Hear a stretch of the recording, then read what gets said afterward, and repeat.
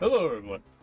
Today we are going over the latest and last post that I've seen about the whole Unheard Edition EOD controversy, where Unheard Edition got a mode in the game that EOD players did not, which completely went against most people's, I say most, you would think all, but only most people thought they should have gotten. I was one of those people that thought they should have gotten it. I was ready to stop playing Tarkov until they gave the PvE mode to all EOD owners, because EOD did say all future DLC would be included in the purchase of the Edge of Darkness / EOD edition of the game.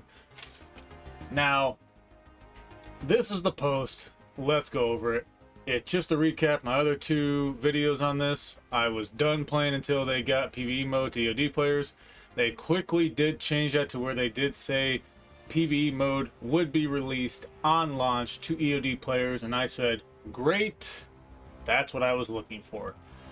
There was still some concerns with a lot of the people in the community, because the reality is they made people so angry that people just kept going at them as far as like some of the pay to win stuff in the Unheard Edition, and I don't disagree with that. I just have some takes on that if you listen to this whole thing, I think you'll understand where I'm coming from. I think I understand where Nikita / BSG were coming from. I think I understand where the community was coming from as a whole. Let's kind of just get into this whole post first, because we have to start here to be able to go forward. So they said, dear players, we have come to the following conclusion regarding the list of changes and additions to the various editions of the game. Feel free to give your feedback, as if the community hasn't been doing that. But they make sure that you know that they want your feedback, and that is actually a good line to always include whenever you have something like this. For the owners of the EOD / Edge of Darkness edition, you will get access to PvE mode, as they already said. In fact, the change here is that they're going to start doing that sooner than later. They're going to it's before launch now. They're going to do it in waves because they have to set up servers and stuff, but they're going to actually give us access before launch. Even better than what I expected. Great. Faster insurance return. Fine. Whatever. Cool. Increase personal trader purchase limits by 20%. Cool. Increase starting PMC karma after it's implemented. This isn't even in the game. Cool. Access to a special stimulant craft. I don't think there's anything more on that. It's just they put that in there because reasons. Increased charisma skill. Sure. Nostalgia quest line for whatever. Who knows? A unique PMC dog tag. I actually like this. They got rid of the line that said unique container that you got for purchasing the Edge of Darkness edition, because you get the Gamma container. And that said unique before, and they took the word unique off that because they also gave that to Unheard Edition purchasers. And that was like low on the totem pole of problems I had. Like, it wasn't like a big deal, but it didn't feel great. So to have this kind of like, okay, yeah, that makes up for it. I like that. Unique armband also makes up for it. Unique item with call-in mechanics, legacy device. Ability to call in friendly BTR. Once called, the item will go into cooldown. So some people don't like this because it's like similar to adding in pay-to-win mechanics. I don't necessarily agree with that. It depends a lot on how this is implemented and how easily other people can get this, although it does say unique item. And I also have some other thoughts with that, so we'll just keep going for now. For now, let's just table that one, keep going. Unique PMC upper and lower clothing. Cool. Again, I like all the unique stuff because you kind of did take away something that was supposed to be unique and they're replacing that. Fine. Ability to replace 2 daily tasks per day for free for EOD. That was something that was only going to be for Unheard Edition people. Cool. Ability to change nickname, icon, and color. I like this one a lot. A lot of what stopped me from getting Unheard Edition is I would lose my Edge of Darkness icon and color, and that's no longer purchasable, and I felt like that had value. It's cosmetic value, don't get me wrong, so no gameplay value, but it had cosmetic value because you can't get that anymore, and I felt like you lost something by upgrading to the Unheard Edition if you wanted to. So that might get me to purchase Unheard Edition at a later point in time. I don't know. I'm still up in the air about that. I'm kind of leaning more towards it now, but we'll keep going. We'll talk about that more. There's other things I got to say about that. So for owners of standard, prepare for escape and left behind. Essentially, if you had something that was below the Edge of Darkness edition in terms of the price point, you still get increased stash tile size by 2 lines, and you'll have the ability to purchase the PV mode separately. That always should have been the case. Something tells me it was always going to be the case. They just didn't tell us because they wanted people to buy the Unheard Edition. But again, especially for the fact that EOD owners were not told they were going to get it, and they even said that they were initially going to double down on that and not give it to them. This is where I was most angry at BSG and Nikita. I felt most scammed by them because, again, I purchased EOD. It said I got all future DLC, and I felt like I wasn't getting that. That was not being fulfilled because I wasn't getting PvE mode. That's where I drew the line. Of course, they walked that back. I forgave them. And they also added PvE mode to be purchased separately, which should have always been the case. But it's good that it's in here now. It doesn't say how much, but it is what it is. I was going to scroll down, but I realized the whole thing's on the screen, so it's fine. For owners of Unheard Edition. So, Unheard Edition, they're going to change some things. The unique radio that you got from Mark of the Unheard will be active only in PvE mode. There's some clarification there. That might have always been the case. Maybe they made this change. It was in, face of the controversy. Who knows? The unique item distress signal device. Still PvP and PvE modes. This is the one where you can call in friends. So, I don't know how that's going to work in PvP. I don't know how often it's going to be on cooldown. This is one of the most I don't like things. It doesn't cross the line for me, but it's kind of like, I don't like that this, but I think they mentioned later that it's going to be available as a quest item. So, yeah. Yeah, for all, it does say down here, both those devices will be available through in-game quests. So, it's kind of like, okay, it's just part of the game now. Unheard Edition people get it immediately, so there is some advantage there. The fact you have to recharge it using high-end items is weird because it's going to make it so that people who are already good at the game have something that affects them or helps them more than people who probably need the help more, which doesn't make sense. I kind of don't like this, but we'll see how it ends up, and everybody has access to it, so at least there's that. I'm surprised Market Unheard is PvE mode only, because I actually have a friend who got the Unheard Edition because they wanted the PvE mode so badly, and it was down to $50. And they wanted access to it immediately.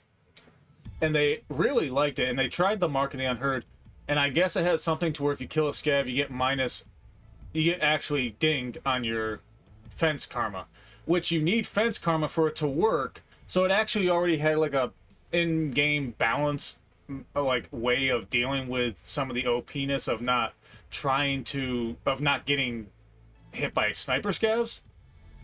Because if you did run into a scav, you couldn't just kill them. So it was, I think they should have, I don't know if that was always the case or if they changed that later. I think it was always the case, correct me if I'm wrong. But they should have made that more clear when they introduced that. If they did, I think there would have been less backlash about the whole pay-to-win mechanics behind this game. Moving on from those 2 lines, they have a $50 coupon, so you can purchase additions or expansions if you upgraded from Edge of Darkness to Unheard based on the old price. So if you have the Edge of Darkness edition, you got a special discount now. So if you purchase Unheard before the special discount hit, they're going to give you a coupon. Fine, great. Access to Arena for those who purchase the edition at full price. I don't know how I feel about that, because Edge of Darkness always got it for free. I kind of feel like Unheard Edition people should have gotten it for free. I don't understand how only those who purchase at full price. Because if you had EOD, you already got it. And those are the only people who don't purchase it at full price. Now everybody else has to purchase it at full price. So I don't understand this line. I think this is like a translation issue. We have to keep in mind English is their second language. So I think they're basically saying if you buy Unheard Edition, you get Arena. because if you already had Edge of Darkness, you already have Arena. So I don't know who this excludes. It doesn't. It sounds like it sounds like they're excluding people, but they're not actually excluding people. So I don't know. You've always should have gotten Arena for free with Unheard Edition. But moving on, unique PMC upper clothing, the cultist jacket, dog tag for them as well, and the ability to change your nickname, icon, and color. And I already mentioned that's a great thing because I kind of like the Edge of Darkness icon and color because it has that unique feel cosmetically. So if you don't have Unheard Edition, again, we already talked about this briefly. They're going to give you the ability to get the devices they added in game through quest lines. And you're even going to be able to get the expanded PMC pockets in game. The one where it goes from 1, 2, 2, 1. That's only for Unheard Edition. They're going to give you a way to do that in game. Awesome. Ultimately, you get kind of a head start, but you don't get a fully upgraded way other than the container size. Container size, I still think, is the only thing that is not able to get through in-game quest. However, in-game quests do give you a way to get a better container, so, there's that. So, moving on. Other additions other than Edge of Darkness, ability of obtaining a legacy device in-game. So, that legacy device they mentioned that they're giving to Edge of Darkness people, that's also going to be in-game. Even if you don't have Edge of Darkness or Unheard Edition, you'll still be able to replace one daily task for free. That's awesome. That's a great quality of life feature. And then the ping limit for PvE mode is removed for all editions. I didn't realize there was a ping limit because I don't have access to it yet, but it is weird that PvE mode had a ping limit, so I'm glad they got rid of that. We will inform you about the order and time of appearance of all these changes. Thank you. Have a great day. They obviously haven't got this in concrete. So there's that. Now let's talk about what I think they were thinking, where I think the controversy has gone, and where people are at. Obviously, Grey Zone Warfare came out. I think they decided to capitalize on all the unforced errors that BSG made, and I think that worked out well for them. They said that the release date was set before all this. It's highly coincidental, that's the case, but if that's what they said, I guess fine. But I mean, at the same time, the game is also having performance issues, so it's kind of like if in option A you release to capitalize on this, which is kind of like, I understand that, but if we believe you and you didn't, and it was already going to be released on the day you wanted to release it on, then you released a game that wasn't ready to be released, and that's also not a good sign. So it's kind of like a lose-lose there. But overall, and by the way, I mentioned this because it does have a mixed review rating on Steam because a lot of people are having performance issues. So if you're watching this, be aware that is a thing. There was also a thing about factions they mentioned before. Be careful with your faction choices. It does affect who you can group up with. A lot of people don't follow everything about a game before it releases, so I don't think there was something in game that told you that, which is unfortunate. I didn't get the game, so I don't know. I ultimately plan on getting a game, but we'll talk about that. So they did give people a way to switch factions. You do have to reset your progression for that wipe, which I think is fair. You don't want people to go from one faction to another with all the stuff they obtained. And now you can play with your friends. So they gave you a way to do that. Awesome. All right, let's talk about what I think BSG and Nikita were thinking. So I'm going to turn off my camera here because this text on the bottom right for the PvE mode did change. Let's look at that real quick. The Unheard Edition or Edge of Darkness Edition is required to access PvE mode.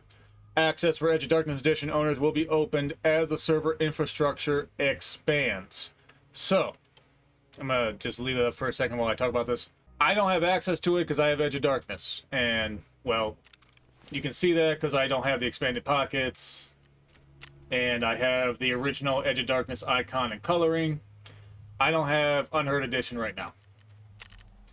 That may change, but right now I don't have it. So it has this message down here. I don't have the PvE mode available. I have to wait until they release it in waves. I don't have Unheard Edition, but here are my thoughts on it. So I purchased Edge of Darkness after purchasing the standard edition of the game. because I enjoyed the game and I felt like I was fully buying the game by buying the Edge of Darkness edition. So, to explain that, the way I saw it was when I bought the standard edition, I was trying the game out. Yes, I had to pay money for that, but it's a beta game. I was trying it out. And ultimately it is something that, if you look at it from an anti-cheat perspective, it kind of puts up a barrier of entry for cheaters because it puts up a financial barrier. You know, a free-to-play game, you just make another account. A game you have to buy, it puts up a financial barrier for people. So from an anti-cheat perspective, it's like a layer for that. And I also looked at it from the perspective of the Edge of Darkness always came out with, you are going to have access to all DLC. So the example they gave was like Scav Life DLC. That's going to be free for all Edge of Darkness owners. Now for me, it also meant like modes and features like PvE mode. They didn't see it that way. They had a different definition. Their definition was wrong, and I still would have stopped playing Tarkov if they didn't change their mind on that. And I think they learned their lesson on that. They, I believe, have now updated their definition of what DLC means to include features in the game. They released Arena and gave that free to Edge of Darkness owners. How could they not think PvE mode was going to be included in that? I don't know. Ask Nikita on that one. That's something I don't quite understand. Here's what I think I do understand. So I think me and Nikita and BSG are on the same wavelength. When you bought Edge of Darkness, you were purchasing the game. And this was way back, you know, Edge of Darkness has been in the game for a long time. Now, Nikita's been on record for saying not having cosmetic stuff like that, but when you look at server costs and stuff like that, I think Nikita probably ran into an issue where his naivety of the situation and the reality kind of like clashed. And he realized that to keep up with server cost and not rely on just like income from cheaters getting banned and having to rebuy the game, which I think is something they realized they were getting money from, if they wanted to support the game and look for ways to actually get rid of cheaters permanently, they had to introduce new ways of revenue from players who were legitimate. So they did start adding things like stash base. And I did get stash base, by the way, recently, and you get a lot of stash base. I don't think it breaks the game. I think it does help you out, but we can talk about that more in a second. Secondly, they started adding cosmetics. Now, currently, the cosmetics are stuff that you can get on Ragman. If you go to Ragman, you go to services, everything that you can buy on their website as a cosmetic is something that you can eventually just unlock through gameplay. So you just need a certain level, a certain trader level, and a certain amount of money to buy it. Or you can use, you know, real life money and shortcut that process and unlock them immediately. And it's not everything that's on display here. There's only a select few items that they put on the website. So there's that. Now, I think they also saw, when we talk about the Edge of Darkness edition, they ultimately removed it because they said they always were. When they removed it, I think they always had the idea of, we're going to replace the Edge of Darkness edition. Now, why? Because I think the reason why is they always wanted people to be able to pay one price and buy their game, for the most part, excluding stuff like stash base and clothing. But if you wanted the whole game and you wanted all the DLC that they ever make for it, they always wanted to give you a way to pay one price. Now, they had two options here. They could have made a new $150 edition, called it something else, and Edge of Darkness people would get it, and everybody else would now have the option of paying $150 again and get all DLC. But Edge of Darkness owners would always have that unique, like, edition, that a unique icon to show that they were early adopters of the game, and that would be a way for BSG / Nikita to show their appreciation towards those people. you would always have a unique icon, and that's all you really needed. That's all I really needed. Just I want the full game, and a little recognition to say, hey, I was an early adopter at full price when you were still in beta. Cool, I like that. Now, option B was to make it at a higher price, offer the same DLC thing to make it full game, and some extra bonus things on top of that. Now, everything they offered, it was not going to be, I'm going to stop playing the game. But the PvE mode that I'm blocking with my head right now, but you've already seen it. The PvE mode was a hard line for me. I consider that something I paid for. I should get it. The pocket size thing, I didn't pay for that. The couple extra lines of stash space that you get with the Unheard Edition, I didn't pay for that. The different icon, I didn't pay for that. Even some of the items and stuff that they now say are going to be available in-game quests, I didn't pay for those. You could argue that those affect the game, but for me, it was always features of the game, modes of the game. Stuff like Arena is something that you could argue could have been standalone, but they gave it to us. And any DLC, like they said, Scav Life, stuff like that, additional maps, whatever. I always consider that part of the EOD package. When they said PvE mode was not part of that, I drew the line there. A lot of people drew the line there, but they also had a bad time with the pay to win stuff. Now, I already talked about the device that lets you not be detected by scavs, or at least shot at. But the balancing factor they had there was that you would lose karma if you shot them. So if you lost karma and it didn't work because you had to have 6 karma with fence, it was constantly you were bouncing in between it would work or not work type of thing. Also, the pocket thing, anything like this is not going to be a big factor in you winning or losing the game. Tarkov doesn't play like that. I do agree they should avoid things like that. They should only make it cosmetic stuff. This game's been out for a while. They've had this Gamma container for a while. And I think Nikita and BSG show their naivety with a lot of things, show their inexperience with a lot of things when they implemented Unheard Edition. So, they wanted to implement Unheard because they wanted to give people another way to buy the game at full price. Because any other edition, you would have to pay for all the DLC separately. And they probably plan on releasing them at prices such that if you did that, it would probably be more expensive than just buying the game. Buying like the top tier edition. Not to mention, you can't get the stuff immediately unless you get the top tier edition. Like pocket size, you have to do in-game quests and stuff. So when I purchased Edge of Darkness Edition, I purchased it knowing that I was going to get some extra perks like the Gamma Pouch and some extra stash lines. But the main point there was I was going to get all future DLC. I was fully buying the game at that point. So when they released Unheard, I think that was their idea. Their biggest misstep was blocking off PvE mode. If they didn't do that, I think a lot of this goes over a lot more smoothly. But they did. It's what happened. I still think that maybe there would have been some controversy, but the PvE mode was the catalyst that made it so that instead of some people agreeing and some people disagreeing if this was good or bad, everybody thought this was bad. That's what the PvE mode did. I was one of them. So, that alone was the biggest catalyst for what happened. They now have stepped back to show EOD owners that, hey, you're getting this. You also can purchase the Unheard Edition at a cheaper price than everybody else. You're also going to get some perks. And we're going to show that, yes, you were the reason why we could develop this game because of all the funding you gave us, because of all the support.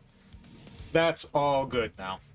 What I hope, and that's the idea of what I think Nikita and BSG were thinking as far as when they release Unheard. Give something people could buy for one price if they like the game, and they just buy the game. Do I think it should have been $200 and not $250? Yeah, it is what it is. What do you want me to tell you? I I don't control their pricing. I think they ultimately said, well, EOD was 150. We want to make something that's more, because EOD owners basically got to buy the full game on discount. Other people have to pay more if they want to play the full game or have the full game without having to buy everything separately, because they waited until the game was done. So Edge of Darkness owners got that benefit. That's where they get the benefit. The PvE mode is the big thing where I disagree with them on that. If they gave that PvE mode to everybody, that was Edge of Darkness, I don't think this controversy is nearly as big as it is, but let's move on. Where do we go from here? I think Nikita and BSG learned a tough lesson. Features like PvE mode are DLC, and if they release anything like that in the future, they're going to give it to everybody that purchased Unheard Edition and Edge of Darkness. As a quick thing, by the way, a lot of people are saying this isn't Tarkov anymore because you have increased stash space and this pocket size stuff. Tarkov is still a tough game no matter what. Now, you may have played a different game before this hideout was available and all this, and the flea market and stuff like that, and I get that. I think there's a quick fix here. In that, and maybe they already thought about this, but if they haven't, I'm throwing this out there. Hey, give people like you gave people a way to activate this PvE mode in the corner. Give people a way to activate hardcore mode. You know, to where you don't have a flea market. You don't have a hideout. You don't have a gamma container. You don't have any starting items or weapon or cash. Nothing. You start with nothing. And you have to go out into the world and somehow survive and scavenge and build your way up. There are people who do that just by starting a wipe or a new account. Like they have a separate account and they delete everything and they play that way, right?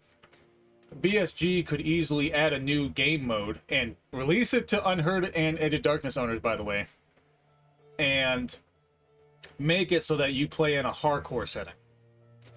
Now, maybe they make this so that you still play on the same PvP servers as everybody else. They just lock off the ability for you to have a flea market, and they lock off the ability for you to have a container, and they lock off the ability for you to go to the hideout. And then you play on the same servers as everybody else, and that way they don't have to add additional server space and stuff like that. There's no increased cost. Maybe they decide to go all in on that and they decide to add some additional servers so that you can play only with the hardcore people. I don't know. I'm just throwing this out there. They have a way to make Tarkov more hardcore if they want to. If enough people voice that opinion, maybe they do something like that. I don't know. The point is, I think they learned their lesson. I feel like, and the biggest win, by the way, with this PvE mode is they said they were going to allow mod support. That blew my mind when I heard that PvE mode now is going to have mod support in Escape from Tarkov. I never thought they were going to have PvE mode, let alone allow mods. Essentially, they just said, you know that SBT mod that you all like, that we didn't? Well, SBT can now just be part of Tarkov. What?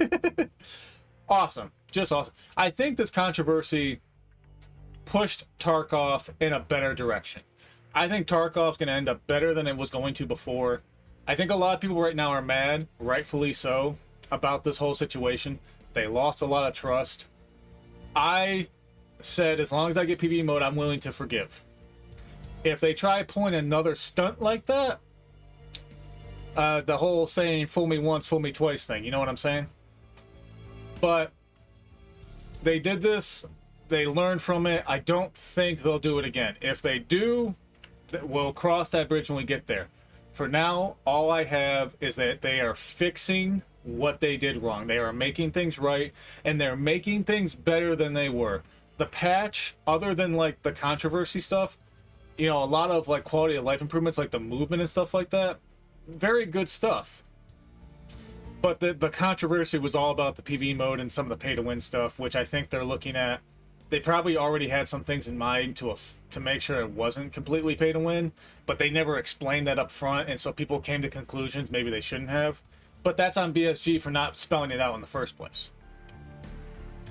There was also some controversy, by the way, about the way they said sorry. Like, we're sorry you feel that way. I don't hold that against them because I already mentioned this. English is their second language. They might not have realized what they were saying when they said sorry you feel that way.